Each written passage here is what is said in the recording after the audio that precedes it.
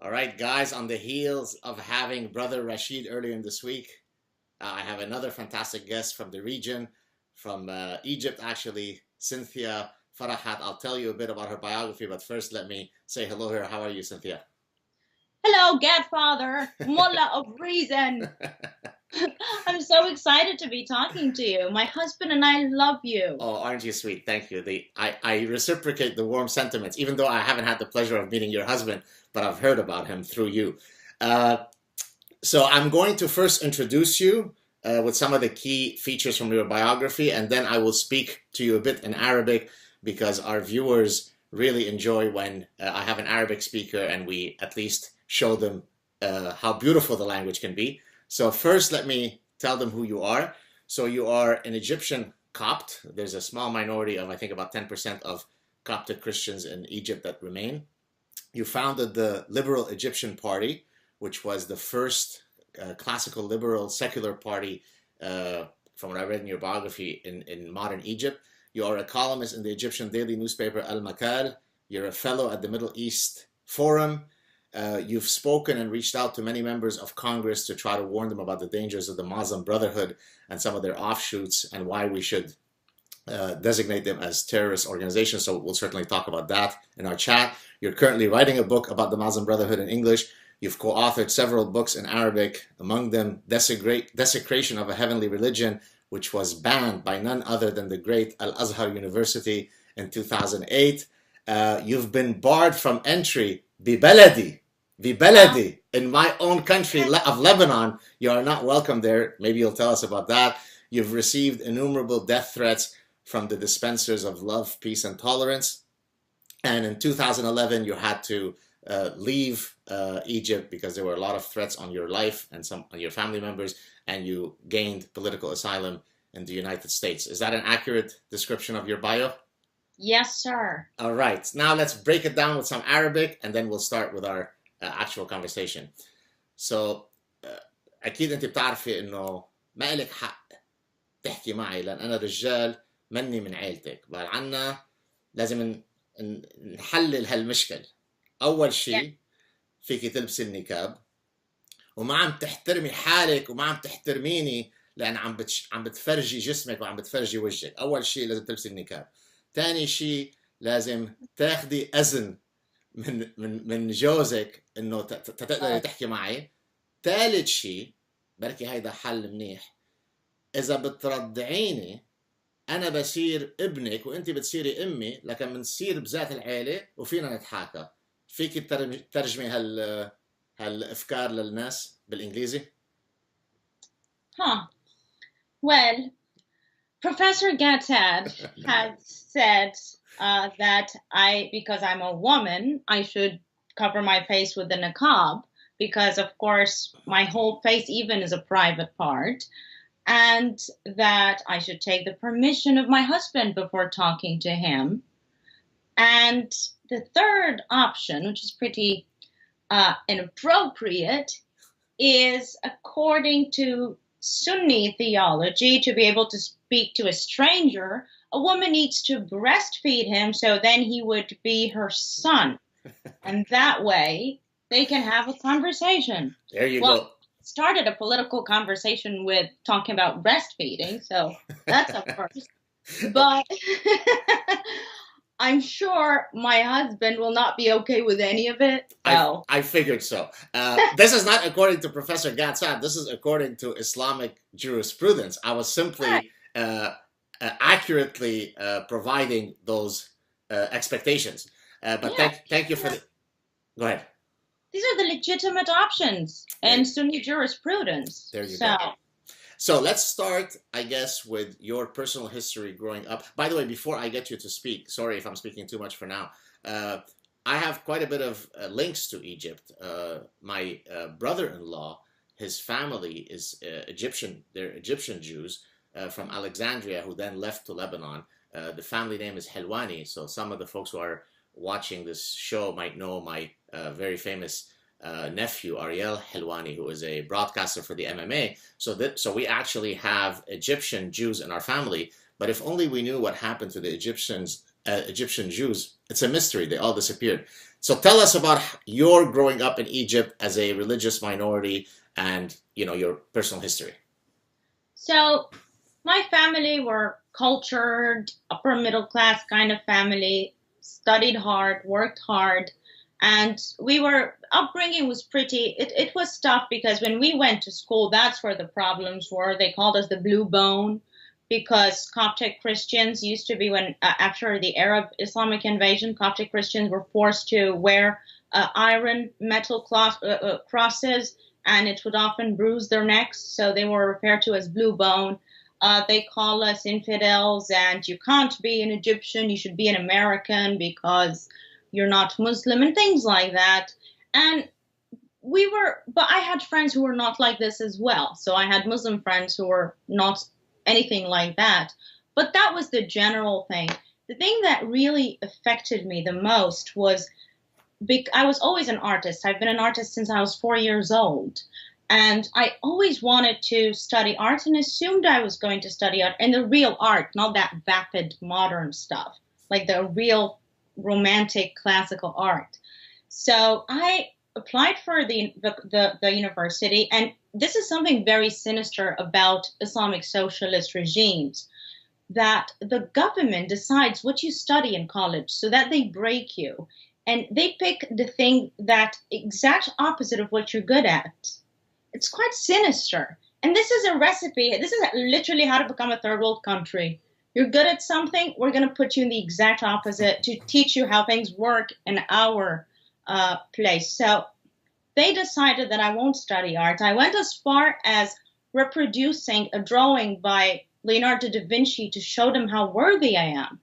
And I met with someone from the Department of Education, and he just sat back and mocked me and said, you know what, let me tell you something. The better you are at this, the more impossible your chances are to get into art school.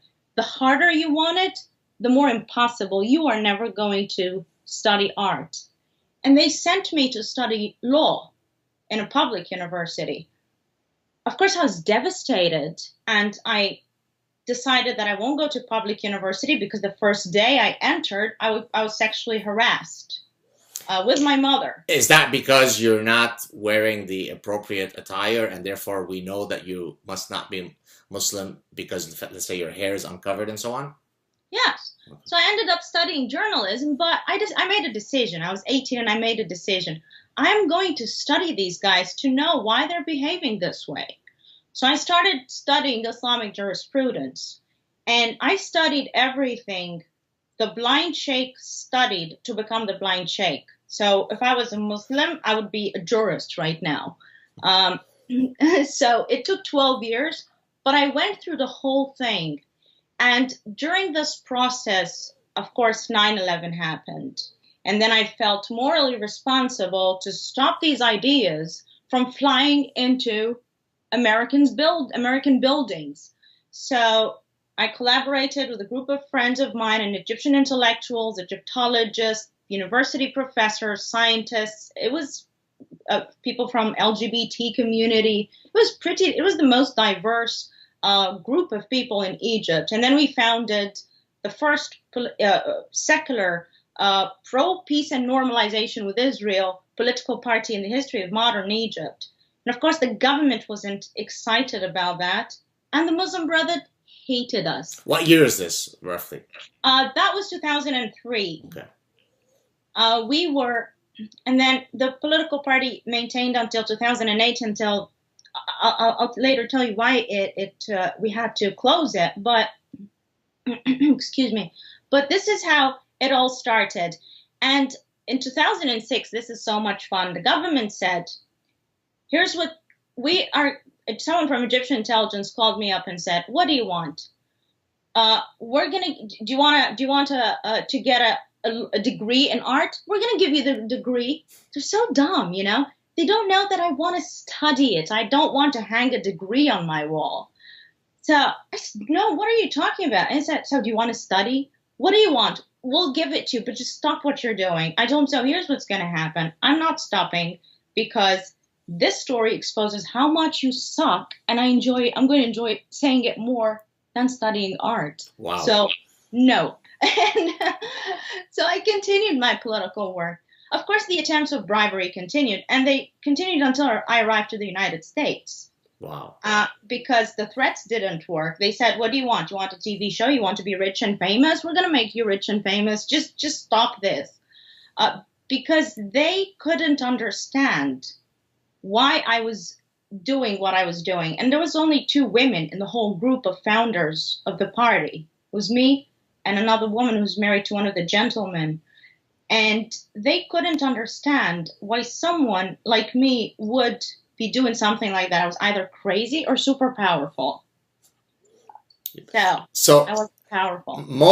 Most of the people who were in this party that you founded, were they typically Coptic Christians, or did they cover, all walks of life, all possible religious groups, atheist, Muslim, Christian?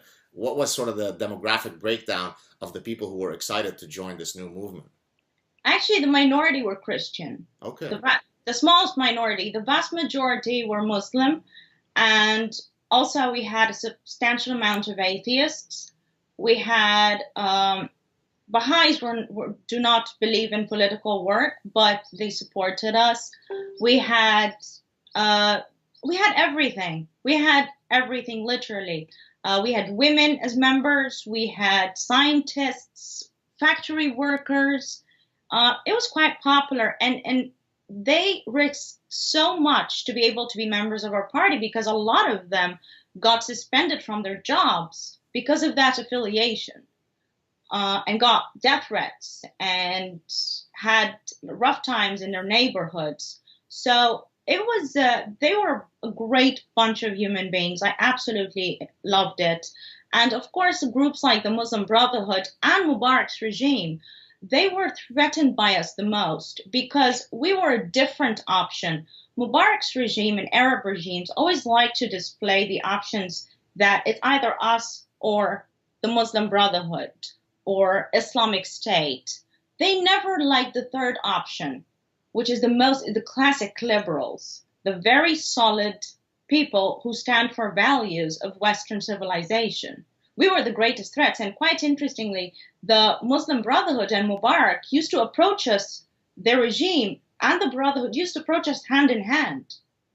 They even offered us a huge bribe to say that the Muslim Brotherhood were persecuted in Egypt under Mubarak.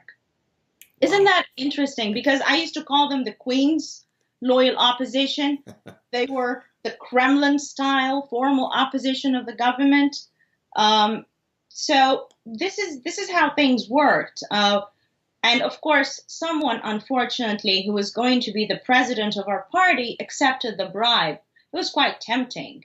Mubarak's regime always said, we're not going to give you the license for the party because you're against Sharia law, so your sole existence is blasphemy. Wow. So what happened? So around 2003, you start founding this party. It grows, and then what led to its eventual demise? Because the person accepted, he said, okay, so what? We'll just put out some few statements that the Brotherhood are persecuted in the country and they should not be banned and they're not terrorists, and we are going to get our political party. Isn't that amazing? And we were going to get 100,000 Egyptian pounds also, and the whole process of actually establishing it formally. And I said, no, absolutely resounding never. So the party split, and we completely, I completely, with another friend of mine, destroyed it because we were not going to have built an entity. And that was 2008, 2009, right around the time I was barred from entering your country. Right. Tell us about that. What happened there? That was bad because I was working at the time with a German foundation, the Friedrich Naumann Foundation in Cairo. They're phenomenal guys. They're doing great work. And I went to Lebanon in 2008. We had a conference there. We had the network of Arab liberals where we were connecting all liberals from across Muslim nations to be a strong coalition and help them get partnerships with Liberal International and entities like that to give them more leverage internally, and also at the same time make sure that they're morally consistent with their own values in their own parties. So it was a phenomenal work. And I went to Lebanon once with a conference, and then the next time I was trying to go in 2009, the official invitation for me and my team to go was by Prime Minister Al-Hariri himself.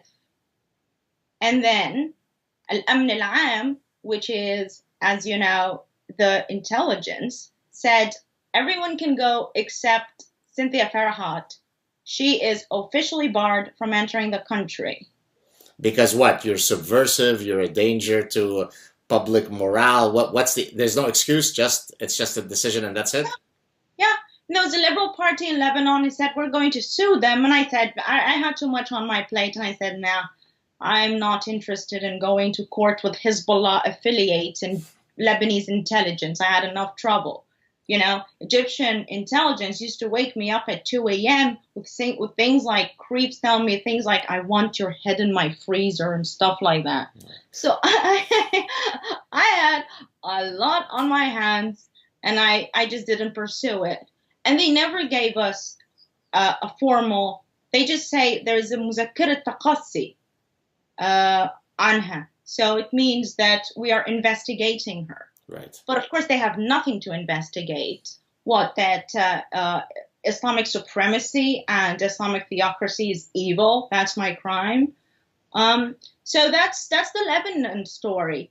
Wow. But okay, let's go back to. I want to talk a bit more about living as a minority in an Islamic country, as a dhimmi. And then I want to come back to the Muslim Brotherhood, but link it to their incursion in Western countries, and more specifically in the United States. But first, a lot of people don't appreciate what it is to live as a minority under Islamic rule. Now, of course, the extent to which you are oppressed will vary across times. I mean, the official codes are very clear of what it is to be a dhimmi.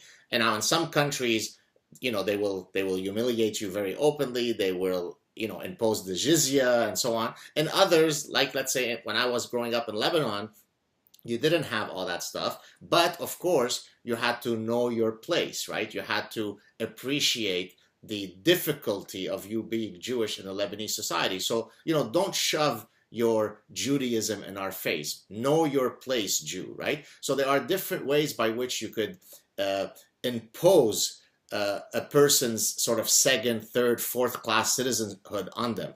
In the case of the Coptic Christians, and in light of the recent attack that happened this past week, well, 2 attacks, give us a sense of what it is to be a Copt in Egypt. Well, it's horrible. Let's start at school. I went to a nice private school, and but the government decides what you study. So parents who were sending their kids to trying to get them the best education, they were not immune from the stuff the government was teaching us. We used to study a biography of some guy called Uqba ibn Nafi'. He was an Islamic warrior, basically. And we used to study how he used to mutilate the infidels and chop their ears and chop their limbs. But he did it as an act of mercy, and it was peaceful, so it was okay, right? Yes, of course. Yes, okay. Yes, of course. Go on. But, so and this is the most oppressive part, because I used to go into the exam and I had to praise this to pass a test. I had to praise of something that could potentially happen to me at any point in time. So that was quite devastating. And my mother used to teach us coping mechanisms, how we completely emotionally detach from what we were learning. A child talking about mutilation of someone that could be him, but then we would go to our house and she says that all the values you learn, everything you've heard, you do not bring to this house. So imagine that you're wearing clothes and you take them off before you leave school and you never look at them again. So it was like a coping mechanism. This was quite hard.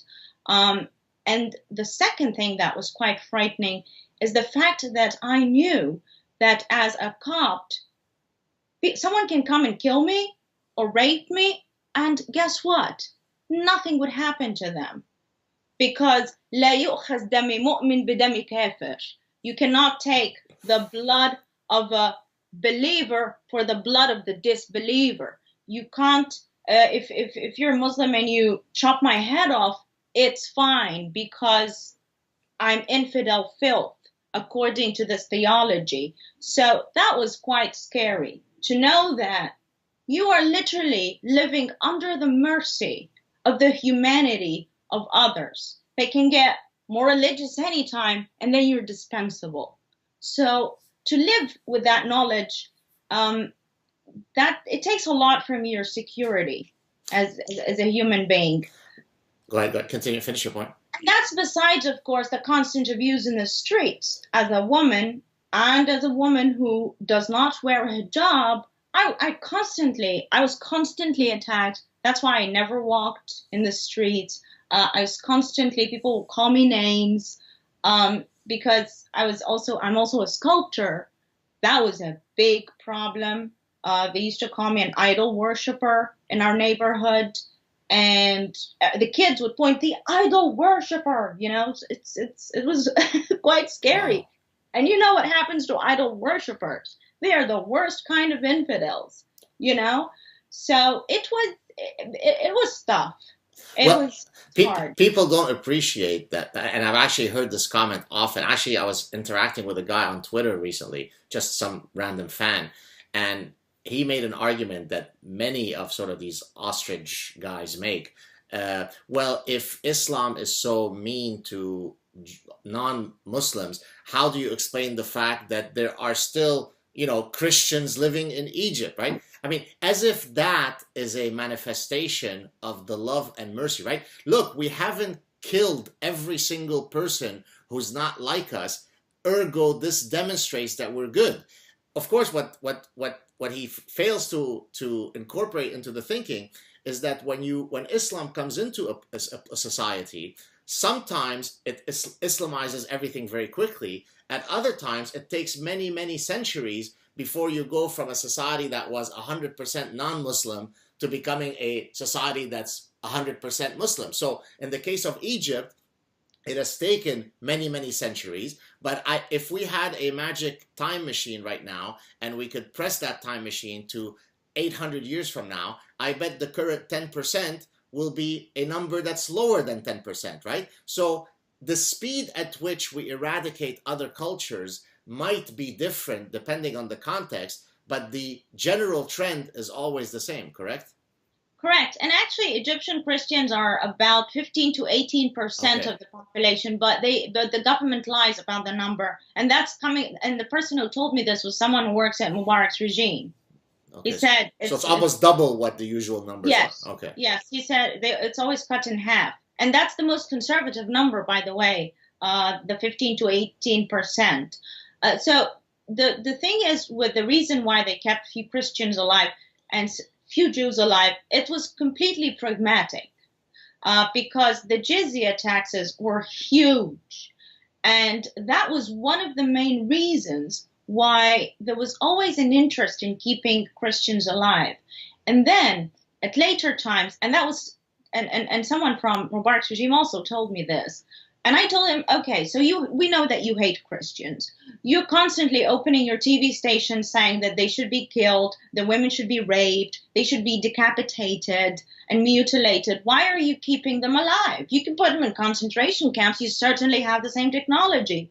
And he said something very interesting. He said the only reason we're keeping Christians alive is because they keep a certain balance in society. If the Islamists got too powerful, they're going to get rid of us too. So it's completely pragmatic. We need that sort of balance to keep a common enemy that we both fight and gang against. That's also very beneficial. So the reasons for keeping them alive and not putting them in concentration camps is to be able to abuse them, and the Islamists can have an outlet where they can vent their rage and their anger and hatred. And at the same time, these guys in power, they want to drink. They want to be able to wear bikinis in Sharm el-Sheikh on Egyptian Red Sea beaches. They still want to be able to have that. So that's a way to. So it's purely pragmatic. If you remember this in history, there's a very interesting incident bad King John of England, I believe it was the 11th or 12th century, he attempted to convert to Islam, and he sent a message to the leader, the Caliph in Morocco, and told him, we want to convert to Islam. And guess what happened? He refused. The Caliph refused because he wanted the jizya money that the infidel countries were paying through the Barbary raids. The so-called Barbary pirates, those are jihadists. When you read Islamic theology, they're called jihadists. So these raids from the infidels and the jizya, it was so they actually literally refused the conversion of a certain percentage for financial reasons. It's funny that you say this because when I was communicating with this guy, you could probably go back to my Twitter feed and find it. It's a few days ago. When he said, "Well, why do we keep them alive then?" And then my response, under the constraints of 140 characters on Twitter was, "Well, son, who would pay the jizya then?" So it's amazing that he's unable to sort of get out of his, endless propaganda spewing machine and actually think as to why some of these historical realities happen over and over and over again in the past 1400 years. But now let's move on to the Muslim Brotherhood in the United States, which now tell us about your work in terms of your outreach with members of Congress in trying to designate them as a terrorist group. So so what I do is I gave almost the past year over 50 briefings to 50 different congressional offices on why they need to get involved and co-sponsor the House and the Senate bills that will bring about the conversation on why we need to designate them a terrorist organization. And it has been a little bit hard because a lot of these offices are targeted by propaganda machines such as SCARE and other think tanks, Western think tanks, mainstream think tanks, that also adopted the Muslim Brotherhood propaganda for political and financial reasons, because a lot of them also receive foreign funding from Qatar and Saudi Arabia and countries like that. So the propaganda machine against this designation is gigantic. It's huge. So I'm battling something that is very, very big. But the main thing is the Muslim Brotherhood has to be designated because that's the only way. If you are serious about countering terrorism as a nation, you can't say that and at the same time let them operate freely in your country. The Muslim Brotherhood is directly involved in the founding of the vast majority of terrorist organizations, Sunni terrorist organizations around the world. If you look, since they started, since their founder, who was born in 1906, Hassan al-Banna, he joined his first militia when he was 12 years old, Prevention of Vice Militia, where he used to go set Christian property on fire and send death threats to Muslims who are living their lives like normal people. And he started founding the organization, and soon he developed what they call the special apparatus or the secret apparatus.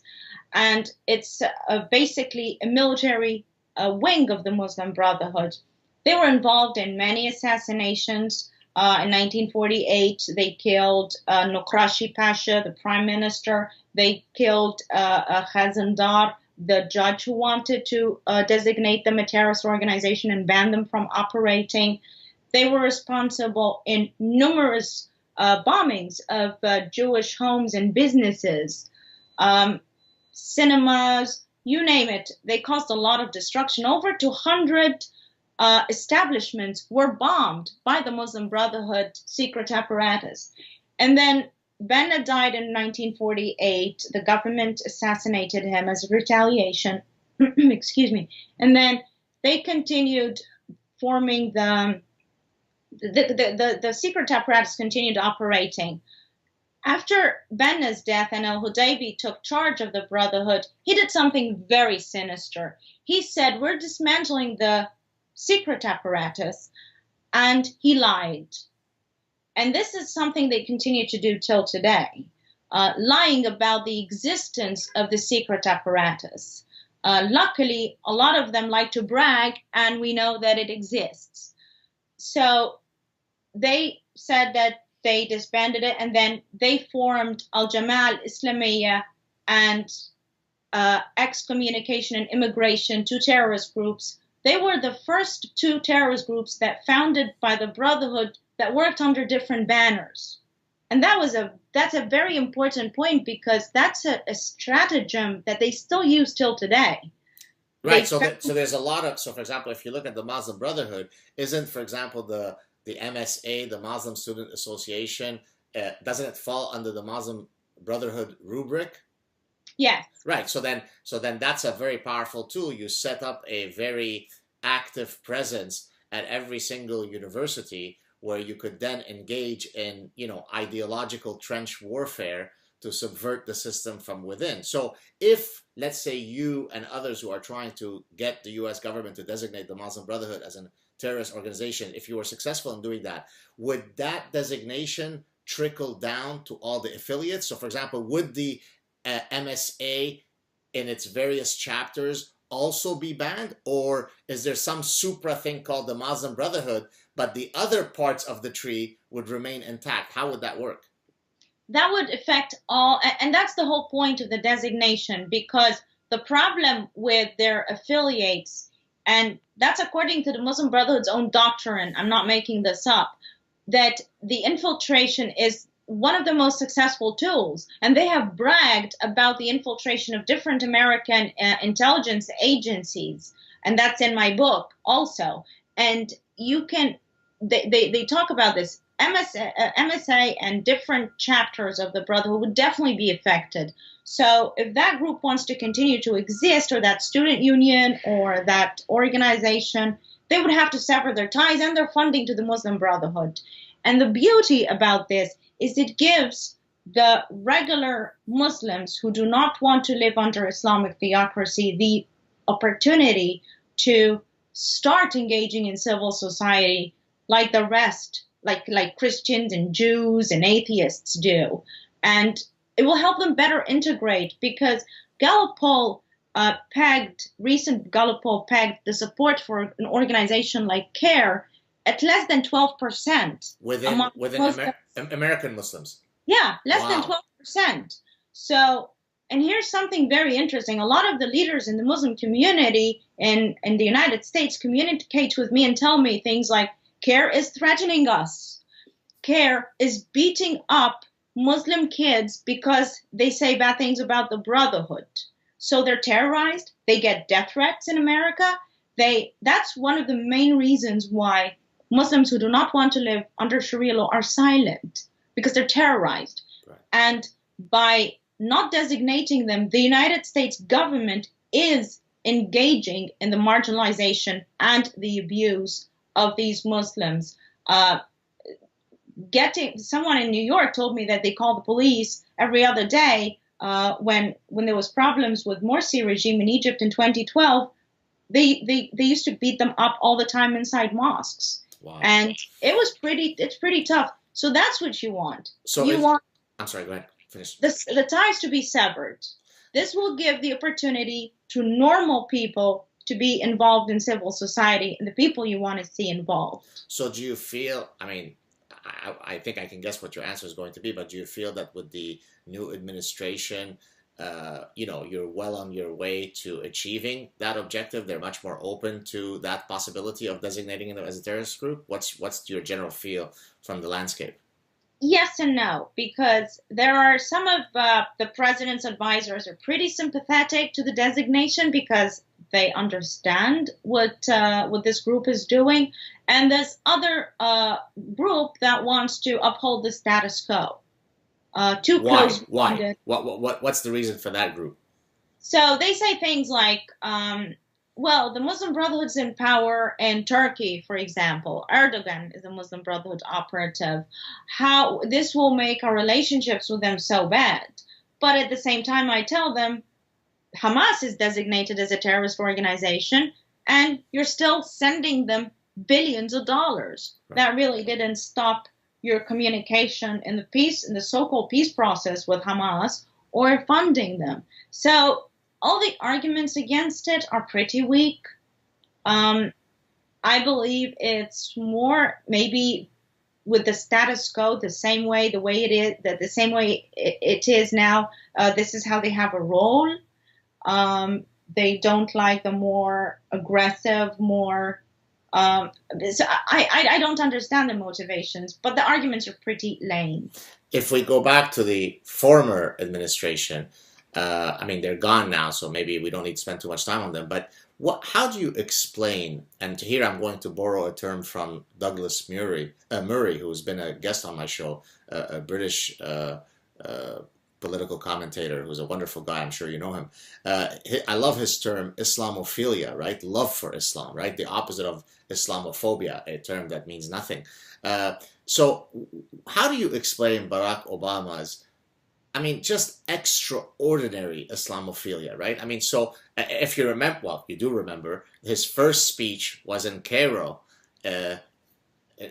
right, where he is literally sort of bowing his head, telling these unbelievably nefarious folks, right? Folks where, you know, Jews can't be, where gays can't be, where women are mistreated, where, you know, I mean, every possible value that is antithetical to our values in the West is perfectly encapsulated within that university setting. And he's there saying, we have so much to learn from you, and we have so much. How do you explain this? What, is it just that he was a pragmatic guy who thought that by being so open and extending an open hand to the Muslim world, that would create better relations? Or was he genuinely a Islamophilic guy, or is it a combination? I mean, because to me, it seems like it's absolute lunacy how much every single decision he made seemed to be as though he were a representative of Islam rather than the president of the United States. What's your view on all this? So I love the term Islamophilia. I've been using that term on my own for years before knowing. A lot of people did that because it is a pathology. So the day President Obama was elected was one of the worst days of my life. I went to my mom's room and I told her we need to have a serious discussion. And I told her, here's what's going to happen. I will either get killed, I will go to prison, or we're going to have to flee Egypt, because your life, as you know, it is over. And it was true, because there can be, we will never know for sure what's in his heart, but I believe he did it for ideological reasons. If you see that Khalid al-Mansour, who is affiliated somehow, he has connections to the Muslim Brotherhood, paying his Harvard tuition, that's a bit much. The people who are affiliated with Muslim Brotherhood do not pay Harvard tuition for random. It's not random. They are very carefully selected. There are things that might involve other countries, other governments. It can get pretty bad. So I think it's not good. Whatever his motivation was, it's not good. We will never know for sure why he was operating the way he was, but he was certainly in support of the Muslim Brotherhood. Something very disturbing happened also.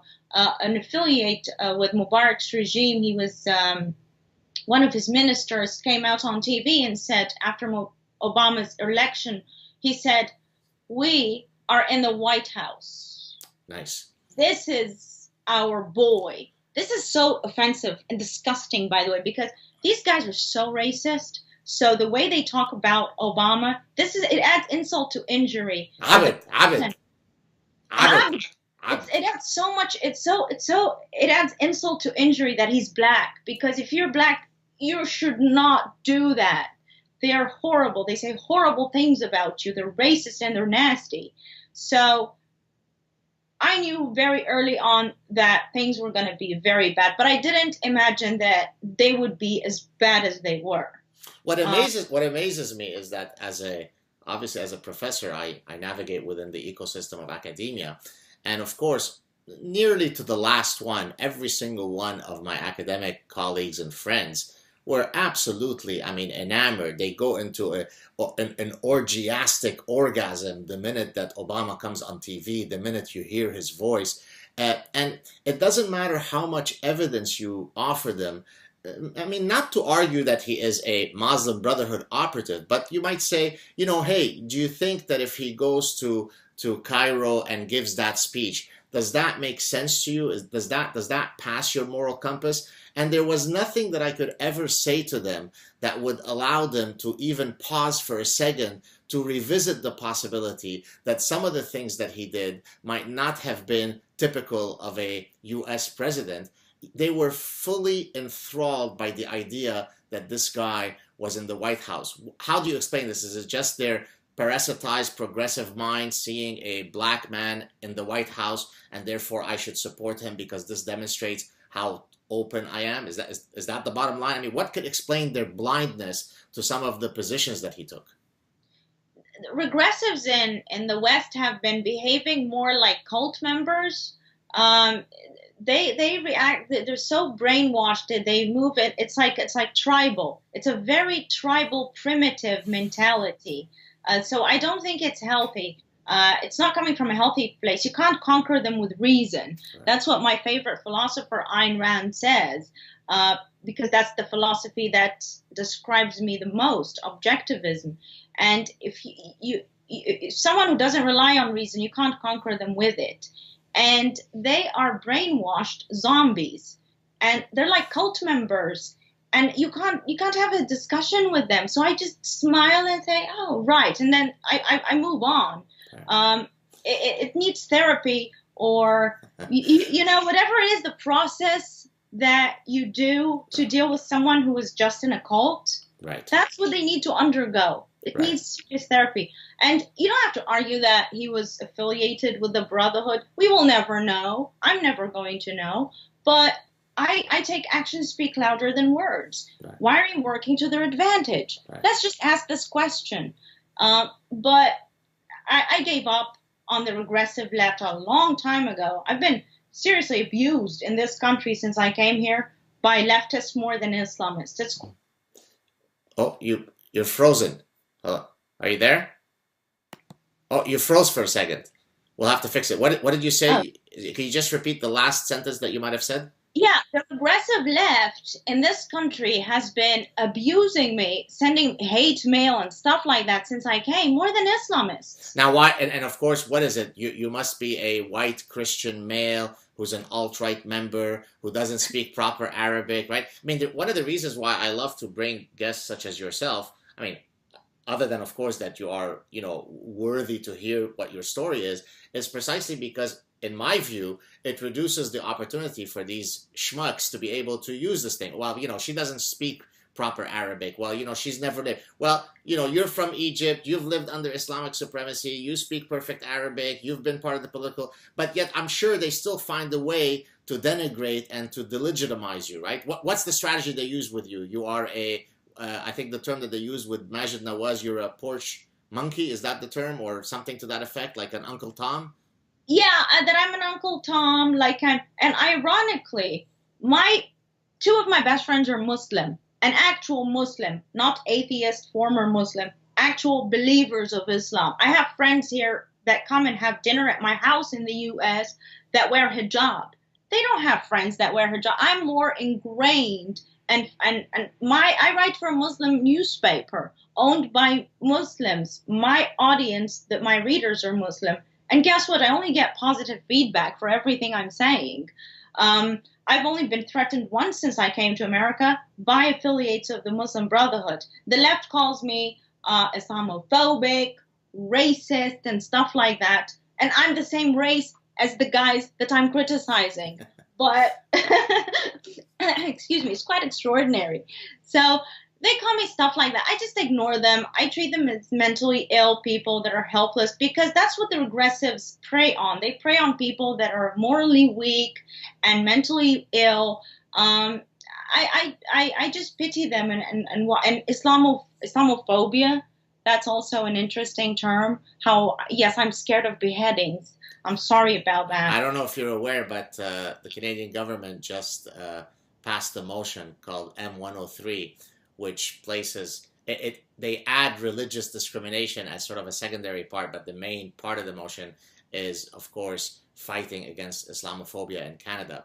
So, and I mentioned this with Brother Rashid a few days ago. So, for example, I should be more concerned about doing something that might have the government come after me because I'm, quote, Islamophobic, more so than when there is a imam in a mosque in Montreal calling for the annihilation of the Jews. See, that is okay because, it's, who are we to judge others? This is their right to practice their peaceful religion. That's okay. So calling for the annihilation of myself, my family, my kids is perfectly fine according to our Canadian government. But if I bring attention to that, then of course I'm marginalizing them and I could be in trouble according to M103. What do you think of that?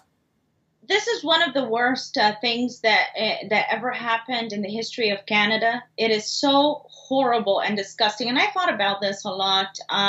I understand the average what the communists call the useful idiot who cheers for this. But the leadership, I think there is a more sinister reason to why they're doing this. If you look at communists, for example, that's the first time they have an ally who can get rid of their enemies without them taking the blame for it. They killed 150 million last century. Last century. And it's now they have the opportunity to ally with the Islamists to kill their Western enemies and the bourgeois, and the communists won't get the blame for it. So it's a perfect tool for these guys to use. And I believe in my analysis, that's the reason for the very sinister alliance between communists and Islamists. But the good news is they always lose. The communists always lose that battle. They haven't learned from history. That happened in Iran in 1979. The so-called Islamic Revolution in Iran allied with Iranian communists. And guess what happened? The first people they got rid of and put their heads on sticks, they literally marched with their heads on sticks in the streets of Tehran in 1979. And there are videos.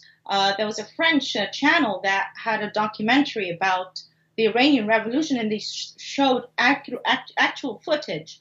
So it's the arrogance of this deep ignorance of the ideology they're allying with. Incidentally, Jamie Glazoff, whom you might know, is a historian who's Canadian originally, and I think now he lives in Southern California. He wrote a book which I highly recommend that speaks exactly to the alliance that you just mentioned. I think the book is called United in Hate or something to that effect, and it exactly speaks to this very grotesque alliance between the leftists and Islam in general. And so for those of you who are interested in that dynamic, I would highly recommend you check out the book. So let's cover a few more sort of things that are happening today in the world. We could link it to Canada or perhaps to the rest of the West. What's your view? And I always ask this of my guests who, when we're discussing these types of things. So in Canada, of course, we're opening our borders very much to all sorts of refugees, as is happening across the West. Most recently, Justin Trudeau opened the door to endless Syrians. How do we strike a balance? And again, for the viewers who watch the show, apologies if I ask the same question. It's because it's a question that's very difficult to solve. So maybe someone on the show will ultimately solve it for us. How do we strike the right balance between being humane and recognizing that, of course, many people might be fleeing those regions who are perfectly, peaceful and kind and so on, while also recognizing that not only will terrorists infiltrate those groups, but as I've said repeatedly, the greatest danger is actually not a few ISIS guys coming in with the Syrians. It's the fact that you are importing cultural and religious values that are perfectly antithetical to everything that defines our societies. So if you're letting in 50,000 Syrians, even though there might only be 5 ISIS members, there are 98% of them who hate the Jews out of 50,000. Well, if I'm letting in 50,000 people into my home, of which 98% hate me, then I have a right to be concerned about that. So how do you have a magic bullet that could help us navigate through this balance between being humane and also recognizing that the people who come from these regions unfortunately don't share our values. What do we do? I've never seen it as a tough question, because this has been tried in other, like Egypt, for example, accepted some refugees. But guess what? There hasn't been one of those refugees did do anything terrorist. On the contrary, the Syrian refugees that went to Egypt were the best kind of refugees, that they have revolutionized the food sector right now in Egypt. It went as far as some people that ask for employees say a Syrian employee wanted. That's how good it has been done. So Egypt, guess why they did that? Because they have good human intelligence. If you have good human intelligence, you'll be able to do your homework and know, because the good thing is about the Middle East, you can know who's who. If you give me now a name of some random guy who lives in the slums of Syria or the slums of Egypt, I will be able to track him down through asking about his family, his friend's family. I'll know stuff through human intelligence. That's something the Western world has really deeply ignored. They rely on technology and not enough human intelligence. The second thing I would suggest, by the way, I also monitor Islamic State chat rooms for fun, because I have to keep an eye on those guys to know how they're thinking. I've been doing this all my life. So they were complaining when Merkel was opening her borders that they were losing fighters to Europe. That is very, very bad. And Assad has conveniently facilitated the escape of fighters to stabilize the situation internally. So when you are getting Syrian refugees, a lot of the Christians are held hostages by these regimes, and a lot of the Muslims or the atheists or whatever are held hostages, and I know some of them, in Syria because they can't flee. But Assad is facilitating the exit of terrorists. So, and let's start also by another third option. How about accepting the minorities? Imagine if this was World War II and we're saying, no, we can't have the Jews because what if not all the Nazis are bad? Really? Right. That's how it's so grotesque. So you can accept, let's start with the minorities.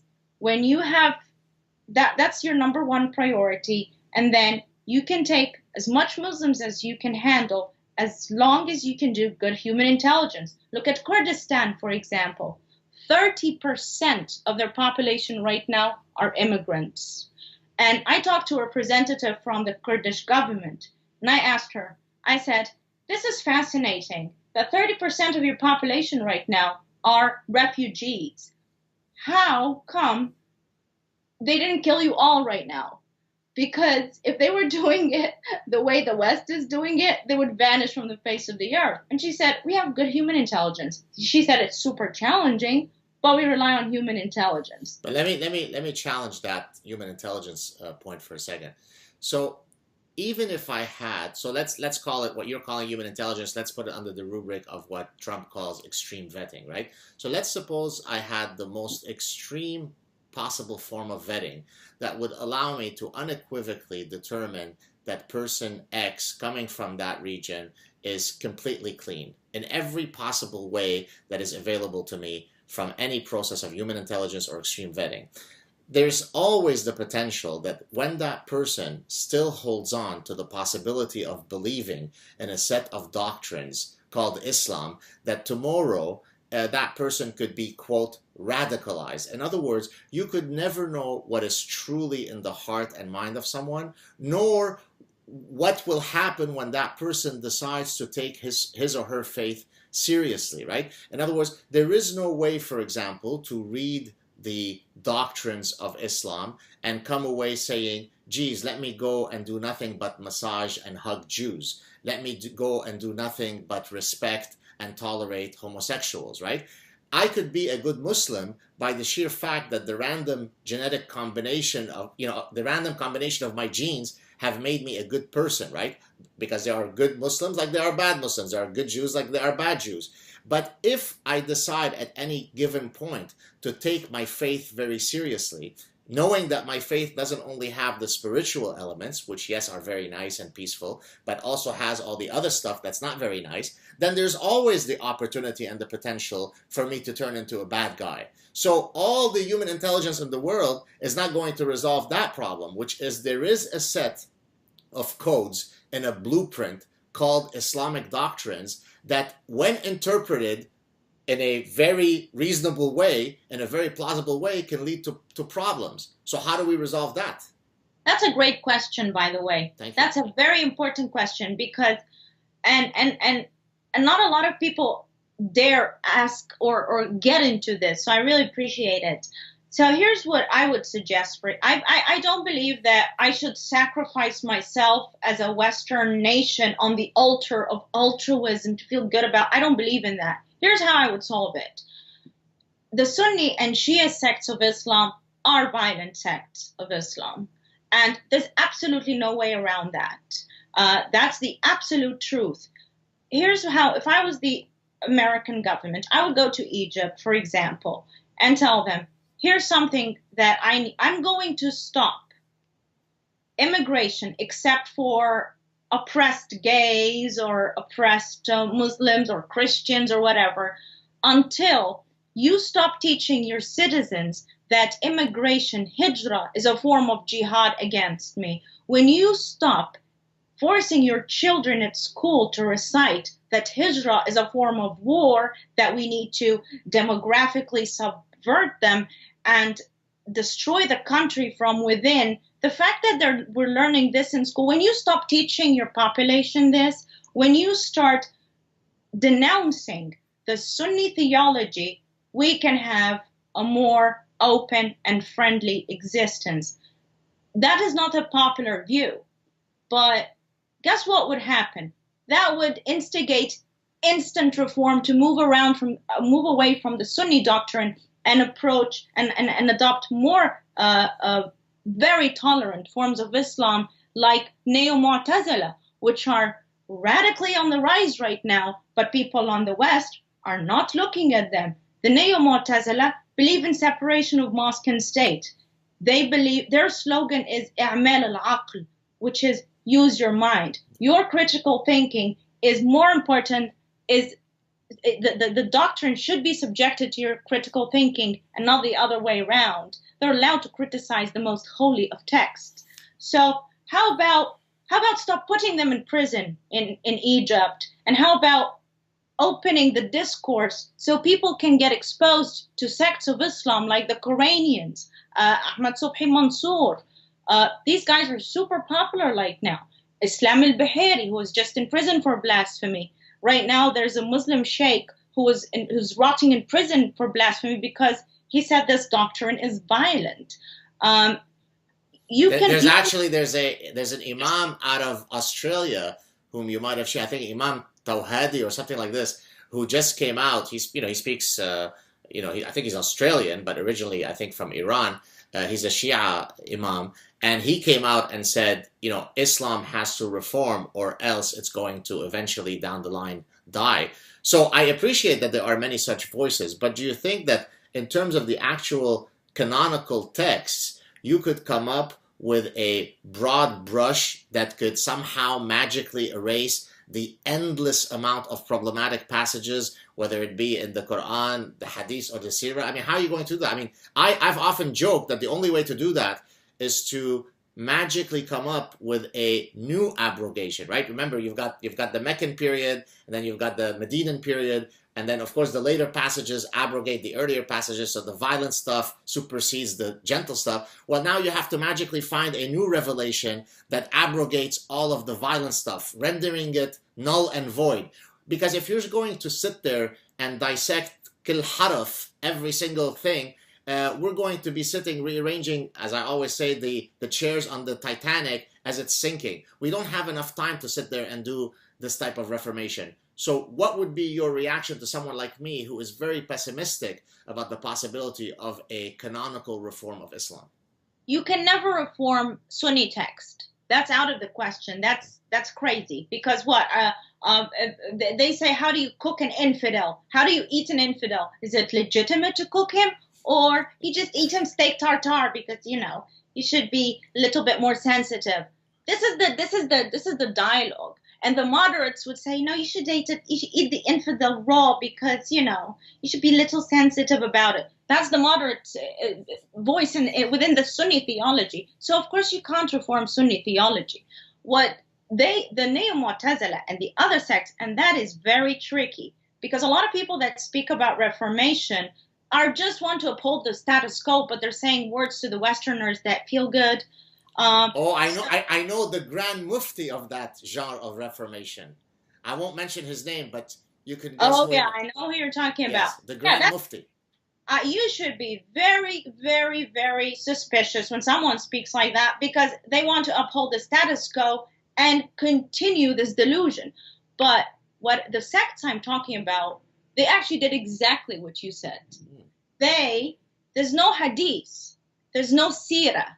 These are illegitimate books according to these sects. What, they're considered historical books that you don't have evil. They're considered evil books. They call them evil doctrines and evil books.